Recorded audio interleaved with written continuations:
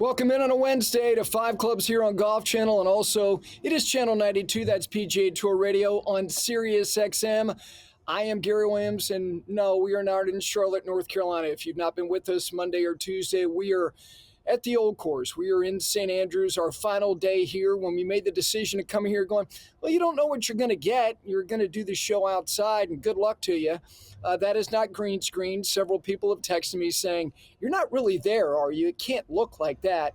It can, and it does, and we thank Rusacks for their amazing hospitality. I have more to say about them before we're done here at 9 Eastern. It is 1 o'clock in the afternoon here in St. Andrews. This town is alive. People who live here are like, it's too hot. Feels like Miami. No, it doesn't. I have 3 layers on, but it is absolutely delightful. And of course, our partners, the people we cannot do this program without, Century Insurance, right by you. If you have business insurance needs, they have the answers for you, and they invest in golf in great ways with the USGA and the First Tee Golf Pride when it comes to grips and options and the quality of the materials, and that is through the bag to that reverse taper putter grip system. They are the best. Peter Millar, again, so proud to wear this line. And the fall line is available at petermillar.com. One of those items, which is going to be available on Friday, I will showcase that as we have really all year, but it is now available to you, the consumer, on Friday, August 15th. And of course, the cradle of American golf, it is Pinehurst and the Pinehurst Resort and all that they have to offer to you. What this place has to offer is nourishment, a sense of vitality. And well, we'll talk about St. Andrews a little bit more as the morning progresses here. Like I said, it's a little bit after 1 o'clock. Brentley Romine is going to join me. Look, it's 1 o'clock in the afternoon here in Scotland. Well, it's 5 o'clock in the morning in Northern California, and he is kind enough to get up early. He is covering the United States Amateur Championship, and they do not know what that field of 64 in the match play bracket is yet, because they're going to have 20 players for 17 spots that they're going to resolve this morning. So he's going to be joining me in less than 15 minutes from Golf Channel, golfchannel.com. He covers amateur golf as a true professional. So I'm interested to hear his thoughts on not only the medalist who is already on that Walker Cup team, but other players who are on that Walker Cup team. And we know that there are a number of slots that Nathan Smith, the captain, has to fill. So we'll talk to Brentley here in about 15 minutes. And then at the bottom of the hour, Kevin Kisner will join me, the lead analyst for golf on NBC. He will be at Caves Valley for the BMW Championship. And coincidentally, Kevin Kisner, his last start in an Open Championship was right here in 2022, and it was actually a good week for him. So I will, in addition to getting his thoughts on what we saw last week, what we might see this week at Caves Valley. He was in the field the last time the BMW Championship was there. Looking forward, as always, to talking to the kids. But let me talk for just a moment here about the BMW Championship, because we really have not addressed it much at all yesterday or the day before. And this is an event that has done, I think, an effective job of rotating and going to different markets. And as I just mentioned, this event was at Caves Valley several years ago. And when it was there, I was there, and it was a rousing success, not just because they got a marathon scintillating playoff with Bryson DeChambeau and also Patrick Cantlay, who really, if you want to go to the origin of when people started calling him Patty Ice, a lot of it had to do with that particular week and that particular day, because he was so placid and he was so level during what was a great lathered up environment there at Caves Valley. And that's the other part that I want to address, is that we have lamented to a degree and been kind of critical of the fact that, look, Atlanta is what it is. And as much as I appreciate Eastlake, most importantly, what Tom Cousins did there, and his passing certainly is going to be felt significantly next week in Atlanta. And Memphis, understandably, with the event being at the home of FedEx, they have poured tens and tens and tens of millions of dollars into not only this series, but into supporting the PGA Tour at large. So there's an understandable element to both of those things. But those businesses exist far beyond the boundaries of those two cities, Atlanta and Memphis. And that's why I think this time of the year, it's good to look elsewhere, which is why we get back to the BMW Championship, which its origins are rooted in the Western Open, which was Chicagoland and the greater Chicagoland area. And it's one of the great events in the history of men's professional golf. And really, before the advent and the creation of the Masters tournament, the Western Open was a big, big, big deal. And it always was a big deal. And then it morphed in through corporate sponsorship, the BMW Championship for many, many years. It stayed right there. And then it started to move. And when it started to move, some of those markets made sense. Baltimore makes great sense. One, it's a great sports town. And secondly, Caves Valley, 35 years of age now at Tom Fazio Golf Course, which has undergone an extensive, hyper renovation, restoration. They did this massive project in what I believe was 103 days, which is an extraordinary accomplishment by everybody involved to install what was essentially an underground agronomic skeleton system, because they put in new grasses to create firmer, faster conditions, which is great. Not easy to achieve in that part of the country, in the mid-Atlantic, especially in the summertime, as sweltering hot as it can be there. And a new drainage system, and the green complexes and the contours on those greens are going to be very, very new. But beyond that, and equally as important to that, is they're thirsting to have the event there. If you can recall, when it was there a couple of years ago, the build out was massive and the atmosphere was tremendous, especially coming down the stretch. And that golf course, the way that land is, you drive up to the clubhouse and it sits up on high, and then you play along a ridge, but primarily you play down into a valley and then back up to finish. It's built beautifully with natural amphitheaters for viewing. And I bet you that they're going to get a spectacular atmosphere at a golf club that doesn't like golf. They love golf, and I hope they have a great week. So with that, we got to get to our Club 5. We haven't done it in the last couple of weeks, and we've had some movement. And obviously, because we had the best players in the world playing last week, we know this, that the winner of Club 5 is going to get that walnut window pane jacket. And as I said a couple of minutes ago, that jacket will be available to you, the consumer, on Friday through petermillard.com. I've already placed my order. Don't know if I'm going to be able to pull off the 5 Clubs patch there on the breast pocket. Not sure about that.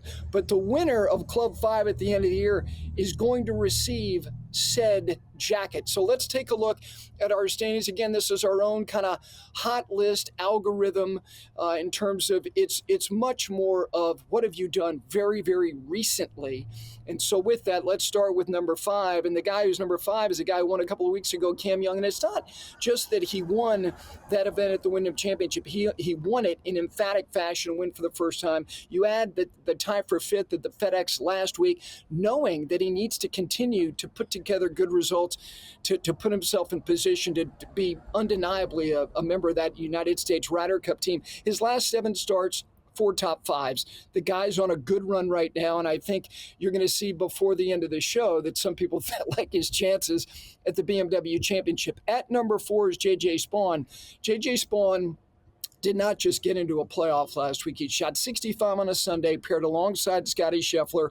He was in the playoff with the Players. He obviously won the U.S. Open. He's having a next-level breakout type of year.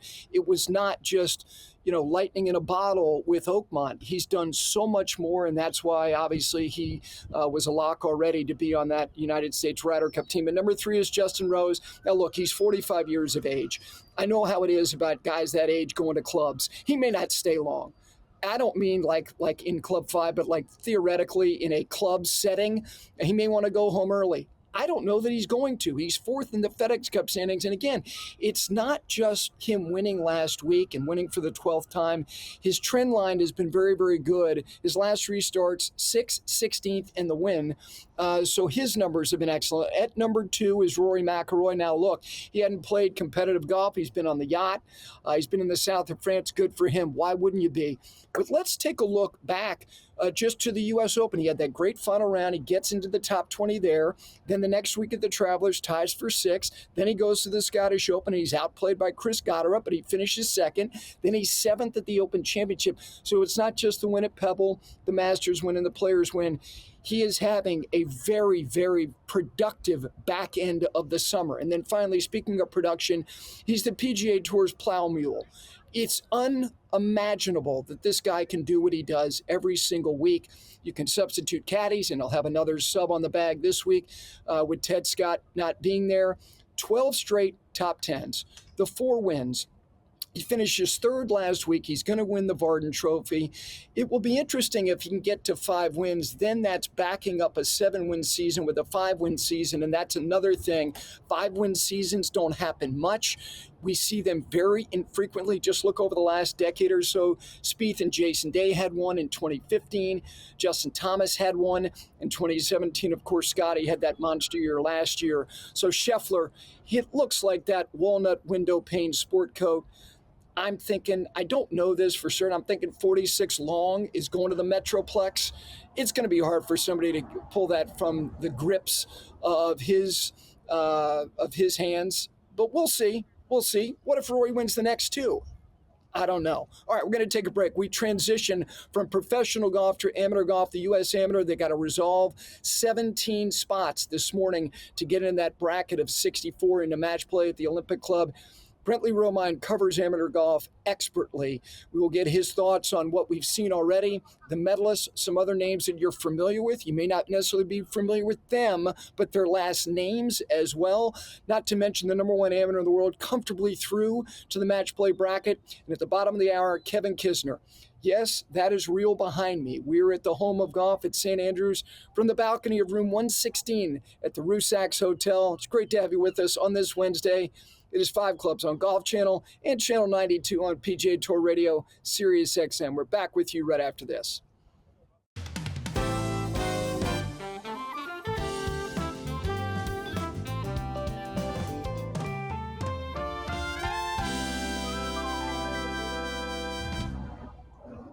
Welcome back in on this Wednesday, 5 Clubs Golf Channel and Channel 92 on Sirius XM's PGA Tour Radio. This segment brought to you by Pinehurst, the cradle of American golf. When it comes to making a trip, knowing you're going to have all the options you could imagine golf-wise, and then when it comes to dining, choices of where you want to stay while you're playing in and around the Pinehurst Resort, book a trip to Pinehurst if you haven't already. It's like coming here. It is one of the places that you must come to feel like your golfing life is completely fulfilled. We appreciate their partnership and their support. I also appreciate somebody who's willing to get up at 5 o'clock local time, because it's 1:16 here in St. Andrews in Scotland, and out in the Bay Area, it's 8 hours earlier. Brentley Romine from Golf Channel, golfchannel.com. It's at Brentley GC on Twitter X. He joins me now from the Bay Area. I know it's been a glorious run for you to cover the U.S. Women's Amateur. Abandoned last week on the Oregon coastline to go down to the Bay Area for these U.S. Amateur. I know you're headed to Cyprus. You and I played a couple holes together, or we were around each other for a brief period before I had to depart at Cyprus. You'll be there at the Walker Cup. Thank you for getting up early. How you doing? I'm doing great, Gary. I think you might be the only guy ever to only play like 7 holes at Cypress Point. So, but I mean, all this talk about green screens, I think I got the original green screen behind me. So you walk up that beach, I think we can get to Fife in about 72 hours. No, you're right. All right, there's much to get to. I was sharing very briefly about how, and this is not uncommon, you usually, in a field of that size, it's not easy to get a clean 64. So we've got 20 players this morning for 17 spots to get your round of 64 bracket.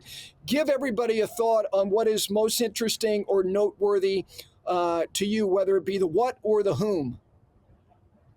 No, I think it's a little bit of both. I mean, I remember these playoffs could go quite a long ways. Back in 2016 at Oakland Hills, I think it went something like 11 or 12 holes. And then a couple of weeks ago at the U.S. Junior, we didn't even have a playoff. But it's kind of an interesting wrinkle and something that probably doesn't get appreciated enough. But you look at the home there's some heavy hitters in this. I mean, Paul Chang, who has such a great backstory, starting out as a club golfer at the University of Virginia, rode a scooter to the course every day, emailed the coach over and over again, and just by happenstance, was able to earn his spot. And I always joke, if you played the U.S. Amateur every week, Paul Chang might be the number one player in amateur golf. He made a great run a couple years ago, was leading after 18 holes of stroke play last year. So hopefully he can get in there. Niall Shields-Donegan, who's from Scotland, just transferred to North Carolina. He's kind of on the outside looking in right now for the GB&I Walker Cup team. And of course, his dad is Lawrence Donegan, who's a colleague of ours in the golf journalism industry. Does some great work with McKellar Golf Magazine. And a lot of people don't know, but he was in a couple rock bands back in the day as a bass player. So knows how to slap that bass. And there's a lot of big names. Jacob Molesky from Notre Dame, who's kind of on the bubble for the U.S. Walker Cup team. And this is a nerve-wracking morning. I remember a couple years ago, Carl Phillips laying the sod over the ball on the 15th hole, hit it about 65 yards at Ridgewood back in 22, doesn't get through. So it's going to be exciting here at 7:30 local time when things get going. Yep, no question. Let's go, and I'm going to have you give some real deep thoughts on this Walker Cup with respect to players who were not on the side, who missed the cut, and how perilous now their positions are. We'll get to that in just a minute. Let's have you kind of explain the pedigree and the talent level of the guy who is the medalist. This is not a shock at all. Preston Stout has got chops big time. Give everybody a thought. If you started to kind of stack up this talent, of which you know all these guys as well as anybody, where would you slot him? I mean, he's probably ranked right where I would probably have him, just behind Jackson Koiven. I think maybe looking forward, this is a guy who, definitely has the skill level to win major championships as a pro. He got his first taste of a PGA Tour event a couple weeks ago at the 3M Open, almost made the cut there. Just a really tough kid from Richardson, Texas. Would probably rather be hunting or fishing right now than playing golf. That's how much he loves that. It's kind of therapy for him, as he told me yesterday. And he skipped some junior tournaments in the past to do that. But, I mentioned kind of the grit, the tenacity. This is a guy who's won back-to-back Big 12 individual titles, and he did the last one. It was kind of like the Jordan flu game of college golf. He was falling asleep at his locker, couldn't keep food down, and celebrated in the team van while his teammates were eating dinner. So a guy who's going to give you everything he's got. And there's a reason he's at Oklahoma State. They seem to always identify the best talent. And he could be the 6th U.S. Amateur champion in that program's storied history. You mentioned Jackson Koiven. We had him on the show last week. Interestingly, when he made the putt on the last hole at the Wyndham to produce another really good result in a PGA Tour event, you tweeted that based on watching this young man for the last several years be as good as he's been at the college level, you think he will be among, if not the best putter on the PGA Tour in just a couple of years. That's heady stuff. Okay, so I want you to explain why you feel that way. And then secondly, if you look at the totality of all that he does, what else stands out about him? Well, I'd like to take credit for knowing all the intricacies of putting. I'm sure the guy that's going to follow me on this show, Kevin Kisner, could probably break down the stroke better. I don't really have an original take, but I do talk to people who are very smart. And Buddy Alexander, former U.S. Am champ, legendary coach at the University of Florida. He's now the assistant coach at Auburn. His wife, Jones, worked there for a few years after a career at the Tour. And he's the one who said it. He said Jackson Koiven's the best putter I've ever seen at that age. And he coached a guy by the name of Brian Gay at Florida. So that's high praise. And I think we've seen, last summer I thought it was unprecedented what Luke Clanton did, with all the top tens and surpassing what Jack did, a half century ago. And I didn't think it would be matched for multiple years, let alone the very next year. Jackson Koiven, I'll count that T11 as a top 10, but almost 3 top 10s this summer, led the field in strokes gained off the tee at the Wyndham. And when you combine that with the putting, as I mentioned, that's a lethal combination. And it's something that these guys don't have. These guys are TrackMan machines. There's a kid by the name of Arnie Svensson who is from Iceland who probably spends half a year hitting balls in TrackMan. So they're such great ball strikers. You almost don't get more of the artists at this age as Jackson Koiven, but he reminds me a lot of Jordan Spieth. A little bit different personality wise, but a guy who I've really enjoyed watching kind of mature from someone who, barely said 3 words to someone who's a leader of this Auburn program going into what I think might be his final year as a junior. We're starting to see kids, athletes choose golf that have physical traits that we're not used to seeing. Tommy Morrison is one of them, and he is a big boy. And interestingly enough, I know that he decided to go on a diet. Like, he's leaned up, he feels better. He had a very good 2 days. Give everybody, and I know he just celebrated his 21st birthday, a young man who's entering his senior year at the University of Texas, just kind of a little bio blast on him and how realistic among the best players his chances are to make a deep run. I've always been very impressed by Tommy's ability to travel and kind of be up for whatever. I mean, there was a time at Q School 6 or 7 years ago where he was I think still in middle school and probably about 6'7" still.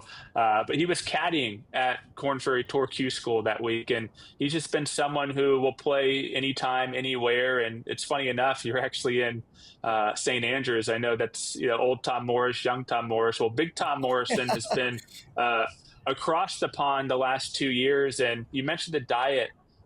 It's kind of funny because when he left the UK this summer, and he had a pretty solid showing at the British Am, of course, European amateur champion last year, played in the Open. But when he got back, he kind of developed a rash, and they weren't really sure what it was. And I've been a little bit critical of the name, image, and likeness era of college athletics, but this is kind of one of those examples where an NIL sponsor, an Urban Golf Performance, who Tommy signed a deal with at the start of the year, had a huge impact on his health, and they were able to kind of strip everything away from his diet. The rash went away, no carbs, no sugar, and he lost 25 pounds. I mean, he's 235 now, 6'9", almost looks like a completely different person. But he said the energy level, this is the most energy he's had. This is the best he's hit the ball, the furthest he's hit the ball. And after making the semifinals of the Western Am last week, which is an absolute just ball buster of a tournament, you go right into another one that's a marathon. And so having that endurance, it's almost half the battle. Let's get a quick thought, and we'll dovetail this thought on Miles Russell into the Walker Cup. As somebody who has gotten a lot of attention over the last couple of years because of how talented he is and turning up at a Korn Ferry event and acting like he belongs based on his performance, do you think, based on what he's already done for 2 rounds and whatever might happen afterwards, that he's played his way on? And then with that, kind of take everybody through, because you tweeted this last night in terms of guys who are on the team and their results, guys who missed the cut, who are, the likely contenders to fill out that Walker Cup team for Nathan Smith. Let's start with Miles Russell. What do you think? A lot of guys have helped him out, Gary, and I almost had him close to lock territory earlier in the year. I mean, of course, if he makes the team, he'll be the youngest player on either side in the history of that event by 4 days over Connor Graham, who a couple years ago at the old course set that record. A guy who's won just about everything you can win in junior golf, including Sage Valley this year, but also nearly won the Northeast Am, won the South Beach Am last year, nearly won the Jones Cup at the start of the year. So his stroke play pedigree is, well beyond his years. He kind of reminds me a little bit of Benjamin Button. He's like a 75-year-old in a 10-year-old's body, but the kid can absolutely play. My only concern and why I'm not 100% sold on him yet is his match play record is not very good right now. And he's young. He's 16 years old. But he's 0-2 at the Wyndham Cup. Lost a singles match at the Junior Ryder Cup a couple years ago. Same at the Junior President's Cup. And Luke Colton, a fellow junior who's kind of gunning for one of those spots as well, if he has a good week, he's 2-0 against him, including at the North and South Amateur this summer at Pinehurst No. 2. So that might be the only knock on Miles. But there's a ton of other guys. You kind of mentioned it's a 10-man team. You got 5 guys on it with Preston Stout, Ethan Fang, his teammate. Koiven, Ben James, who played 2 years ago out of Virginia, Michael Lasasa, the NCAA individual champ. They're already on. And the interesting thing is Ryder Cup, people are so conditioned. You have a points race and you have captain's picks. Well, the Walker Cup has neither. There's no points. They're all picks, and they're not picked by the captain. It's picked by the International Team Selection Committee, the working group that the USGA put together. So they will decide. Tommy Morrison, based on what he's done, won in Hawaii earlier this year, has such a solid year, ranked 5th or 6th in the world. He's a lock. Chase Summy won the Western out of Oklahoma. He's a lock. So we're looking at 3 spots. One of them's a mid-am. Evan Beck, Stuart Hagestad both missed the cut yesterday. So it's going to be about what have you done for me lately? Stu has played a lot this summer. Or what did you do in the kind of the big events last year, the Coleman, the Thomas, the mid-am? Evan Beck won all of those, but he hasn't played much. So is he trying to protect the points? So that's going to be something interesting when they announce this team on Sunday. So it's really 4 or 5 guys for 2 spots. Jacob Modleski's in that playoff. Max Herrendien's into match play. Cameron Tankersley qualified for the U.S. Open. But if I was a betting man, Gary, and I don't think there's anywhere in the world, although maybe in the U.K. you could bet on amateur golf, but I would say Jacob Modleski and Miles Russell right now are in the driver's seat for those last 2 spots. But let's see what can happen. Luke Colton, someone who gets overshadowed by Miles. I mentioned the match play record against him. If he makes a run, he's going to make the USGA's decision very, very tough. Very quickly, Poulter and Daly. John Daly II, Luke Poulter, both have made it through to match play. They both won an event. I know that John II won the Southern Am, and I know that Luke won, I think, the Schenkel Invitational, collegiate event. Is there the sense that these guys have a next level? Oh, absolutely, 100%. There was probably a little bit of wonder is could this be a little bit of a nepotism situation with these sons of great players, but both came into college probably you're right, expecting to be kind of these role players who could ride the coattails of their parents. But Luke Poulter, back injury, missed 7 months last year with a stress fracture. He's come back better than ever. Florida had 9 guys in this championship. Luke Poulter might be the best one. And then John Daly completely has turned around his game off the tee, hit it like his dad, but probably 10 times as crooked up until last year. Has put a lot of work with Barrett Lace, the former assistant coach at Arkansas. Also spent a lot of time working with his dad, really leans on him for his swing.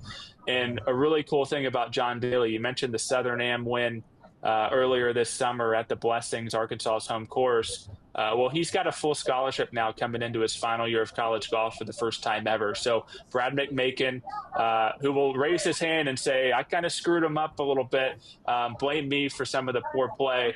But kudos to little John for, turning the game around, becoming a player who could win a championship like this. And now he's going to have his college paid for, along with the Hooters NIL deal for next year. A tremendous amount of great information. Really appreciate you being kind enough to get up at that early hour. I know you'll be out there at 20 for 17 to determine that round of 64 bracket. Look forward to seeing you soon. Enjoy the rest of the week. You're on a great run from here onto the Walker Cup at Cyprus. Thanks so much. Thanks so much for having me, Gary. And if Olympic history is any indication, you're Jack Fleck, Billy Casper, Lee Jansen. We're going to get some really wild finishes here over the next few days. You're right. It is a graveyard of champions in match play. Why would it be any different? That is Brentley Romine. Again, his handle for all of the amateur golf coverage. It is Brentley GC, at Brentley GC. We're going to take a break. This glorious day, mid-afternoon here in St. Andrews on Golf Channel, and it is Channel 92, Sirius XM's PGA Tour Radio. Back with you right after this.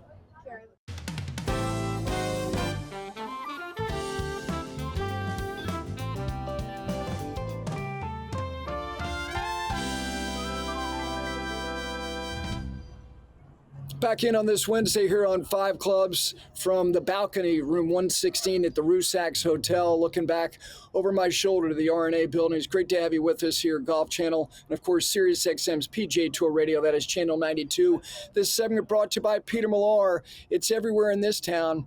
And if you have any needs, wherever your life takes you, whatever event you're going to, on the course, off the course, they've got you covered at Peter Millar, petermillar.com. Appropriately, the guy joining me now, he's ensconced in Millar, head to toe, every day, no matter what he's doing. He, of course, the lead analyst for golf on NBC. The last time we had him on, I think he was in the principal's office. I don't think his kids the second day of school have gotten in trouble yet. But he's already been yelled at by my producer, so he's ready now to go to work for Tommy Roy this weekend. Of course, Kevin Kisner. How are you, my friend? I'm doing great, Gary. It looks like you're doing well, as I can see in the background, but I appreciate you having me. Thank you always for giving me some time and giving me some thoughts. I want to get a thought about this place because you played in the Open here in 15 and in 22 before we're done. But let me start with the playoffs just at large. I remember when you lost your card, went back to the Korn Ferry Tour in 2013. Then in 2014, you're back on tour and you get to the playoffs. And I think we focus naturally on all these stars, but getting there for the first time is a big, big deal. Did that feel like a rite of passage, like there was some type of building of where you'd accomplished something? Clearly you hadn't done it before specifically, but that it was a building block for you to get to that space for the first time? I think it definitely gives you a level of confidence that you belong, that you actually have earned your job and kept it, and you got to the part where you made the playoffs and you feel secure in what you're doing as a player. I know it sprung me to the next year of 15, one of the most successful years of my tour career after making the playoffs the first year in 14. So for sure, I think these guys that I saw yesterday on something on Golf Channel, maybe on your show, all the different churn of players that have made the playoffs this year compared to last year. So it's amazing to turn over and how much confidence these guys that are making the playoffs this year are going to gain from being in it.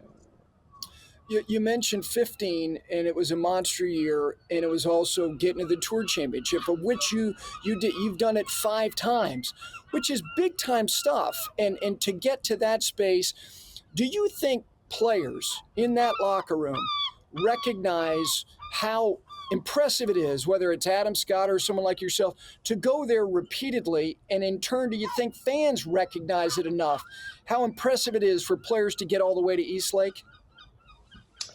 Well, when you're doing it, you think you'll never play poorly again, right? You know, when you're on top of the game, you're like, well, this is easy. I've got it all covered. And then when you're playing poorly, you think you'll never play well again. It's just such a hard dynamic of professional golf. But like you mentioned, Justin Rose, you know, he's talked about not being back at East Lake since 2019, how much that was eating at him. And that was his goal going in. So I think once it's taken away from you, you realize how important it is. And to answer your other question, I don't think fans have appreciate how successful of a year you have to be in the top 30 on the PGA Tour. It's, you know, and what other profession do we celebrate just the top 30 overall in the world? And that's what East Lake does. And if all the guys that make it, I think, should cherish the opportunity to be there. You know, Kevin, the way I look at it with the National Football League, the Pro Bowl has been devalued. They don't even play the game anymore, and so many people are substituted that they have a tremendous number of players. And they're all good, obviously, but I'm talking about all pros. When you determine one player at each position, okay, that's 22 guys. All pro guys who have a number of those go to the Hall of Fame. That's the way that I equate the Tour Championship. If you're among those 30 and you do that repeatedly, you are like an all-pro in the National Football League where you're recognizing like the all-22. Do you think that's a fair comp? Well, if you're going to just mention Hall of Fame, I think you have to look at wins too, Gary. I think Sure. Major championship wins are such a big part of that. I agree, but I think in golf we have so many different categories of success that, in my opinion, you have to have major championship wins to be a Hall of Famer. That's the ultimate test with the most pressure on the hardest setups in the world. And then you have to add in the Tour Championship as a culmination of your entire year and multiple years thereover. So I think you just kind of layer it as it gets to a Hall of Fame type career that you've done all that, and I think Tour Championship is definitely one of the categories. Yeah, it's hard to compare a team sport to an individual sport. I think it is bold type, but you're right, and it does start with wins, and that gets me to JJ Spawn because in 2015, that year for you, when you lost the playoff to Jim Furyk at the Heritage, then you go to the Players, and you're in another playoff, and you had a putt to win, and then by the end of the year, you were a winner. Now, look, he had won a golf tournament, and now he's won a U.S. Open. Do you remember after the Players being on the biggest TV Sunday stage that your sport can have, in addition to the four majors, feeling different? Well, I felt like I knew I could perform on the biggest stage, right? I played well in the playoff. I didn't really give the tournament away. I think that's kind of the way JJ felt. So it gave him confidence in a loss. You know, he felt like he hit a good shot on 17 in the playoff and in insane conditions, if we're just going to qualify as that, where some of it's luck. So he didn't walk away like, man, I gave it away, I choked or whatever. He felt confident in what he was doing, and I think that gives you confidence going forward, which has propelled him to have a heck of a year and continue to show up on big moments. The Scheffler thing, the dynamic of kind of the persona he now possesses, in terms of, you know, that he lives in the top 10, he generally contends.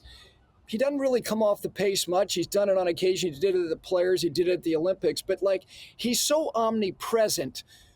Is that the intimidation factor, if there can be one, that he is a shadow that doesn't go away? Well, I think it would just intimidate you as far as, you know, you can't make a mistake because he never does. He's just always around. And it's like, well, I know he's going to hit the fairway, and then he's going to probably hit it to 12 feet. So it's just whether he makes those all day long. And what I've been most impressed with over the last few tournaments that I've called, Gary, is how many par putts he's holed to keep his round going. You know, you saw that at Port Rush and how excited he got and how pumped up he was on the par putts. And I think that's something that Tiger Woods always did in his career. I know he did some comparison, and he's so far away from a Tiger-like career, but on kind of the same trajectory. And I remember how much Tiger Woods hated a bogey. Like, he didn't even celebrate birdies like he did par putts. And I see kind of that same build out of Scottie. Let's get to the whole Keegan question. I've talked to various people who are involved in the process. Obviously, you obviously are involved as well. If he plays, I've heard people say, well, he'll only play one session a day. Is that true? And if that's true, aren't you already conceding that he's being looked at differently from the other 11? I don't see how we make that decision on August 13th, Gary. We still have got 7 weeks to go. And if we show up at Bethpage and he's absolutely striping it and playing great, and his model the best to play more than one session a day, we can't make that decision right now. If he goes out in the first match on Friday and wins 7-6, you want me to go tell him he's sitting out on Friday afternoon? Absolutely I just don't see not. how we can make that decision. I think that's crazy to kind of script when he's going to play, if he's on the team, and what match. I just don't see that as a case. I think those things, that's just a lot of rhetoric that people are trying to come up with scenarios. Yeah, to me, and this is where I fall on all of this, is, you know what it's like, because you look at these captains that you played for, and you're like, one of the primary responsibilities they have is to shield you from all the noise as a player, doing all the interviews, doing the gasbaggery of all these press conferences, and trying to help you manage your energy as best you can. Can he be best at both if he's trying to do both? Well, he's not going to, if he plays and we pick him, he's not going to relinquish the captain duties. This is what he's done for 16 months or whatever to prepare, and it's his baby. And I think what he'll do is, delegate certain responsibilities to the vice captains. If he's going to play, then we're going to have to take over some of his responsibilities, because he just can't do it all as a captain and play. So I think we'll all work around it. But obviously there's 2 huge weeks still to go before we can make a decision on that. And like I told him on the phone the other day, he better start playing a little better. I love it. All right, let me get you out of here with, you give me a thought about this place over my shoulder. You played in 2 Opens here. You almost won an Open at Carnoustie in 2018. You were telling me when you would land, you'd love going to North Berwick and just kind of gassing yourself, getting off a plane in the morning, playing golf, and then collapsing at the end of the day. You played well here in 2022. You finished tied for 21st. What do you like about this place?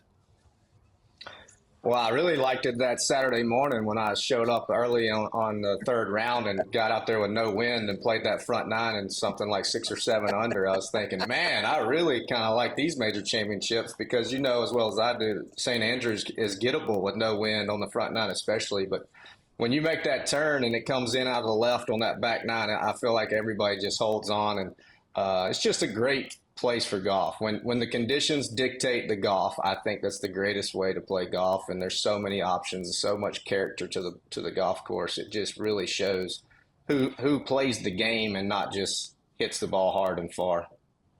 Well, listen, Tyler barking at you was just a way for you to be ready for the weekend with Tommy. Thank you as always, my friend. Have a good call this weekend. Thank you, buddy. I'll be ready after that, Tyler. I appreciate you barking at me early on this morning. There we go. Kevin Kisner, lead analyst for NBC. He'll be on the call this weekend. And that was Winning Words presented by Century Insurance. His thoughts on the game of golf. Greatly appreciate that and greatly appreciate them. If you have business insurance needs, Century Insurance is your answer. They are right by you. When we continue, we've got our picks. And we got the best segment imaginable with a little bit of a wrinkle this week as we continue from St. Andrews here in Scotland, room 116 on the balcony of Rusacks Hotel on 5 Clubs Golf Channel and Channel 92 Sirius XM's PGA Tour Radio. Back with you right after this.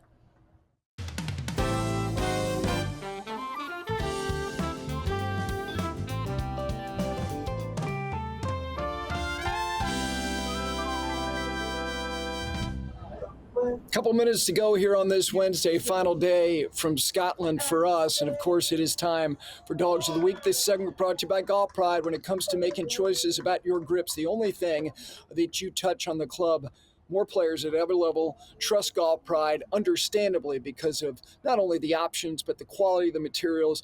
Golf Pride. All right. Dogs of the Week. We do it every week. We want you to send your dog in. If your dog has any type of connection to the game of golf, please send it in. It's dogs@fiveclubsgolf.com. But this week, a little wrinkle, because on Sunday, I was lucky enough to go out and walk the old course, because if there's not a competition going on here, on Sunday, golf course is closed. Those two dogs this past Sunday, as they approached the 18th green, yep, it's all theirs.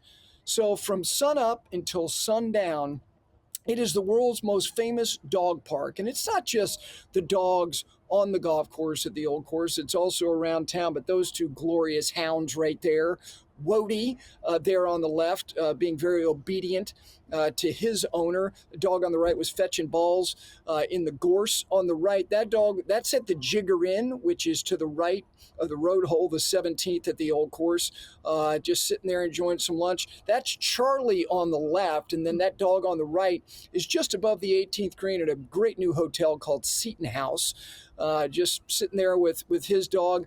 And there is Charlie again, approaching the 18th. You think he's got a little spring in his step? Those are the Dogs of the Week, St. Andrews style. And really, I will tell you that the origin and the motivation and the inspiration for us to do Dogs of the Week was coming over here for the years in which I've done it, which is a while, and seeing how they're so ingratiated and immersed in the culture of golf. They're obedient. They make the experience fuller and better. And I'm glad to see, just by virtue of us doing Dogs of the Week, there are a lot of dogs that spend time on golf courses in the United States. I hope that there will be more. All right, with that, we transition to our picks. Second week of the FedEx Cup playoffs. And last week, something historic happened. I mean, so significant that we thought about devoting the entire program to it. The guy at the bottom of the standings earned $1 million in 1 week. He hadn't done that all year. That's Brendan DeYoung, because he picked Scottie Scheffler. Taylor continues to lead. Johnson second. Emma there at third. I nudged ahead in one of the worst pillow fights ever, ahead of Gil Hans, because I Jason sits down there wallowing, as he should be, down there just above Brendan DeYoung.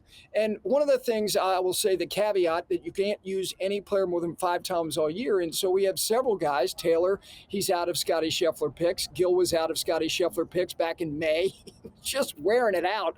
So here are our picks. Emma Carpenter has now used her full allotment. She takes Scottie again this week. Myself and Brendan, I don't feel as bad because Brendan, by his standards, is on a heater.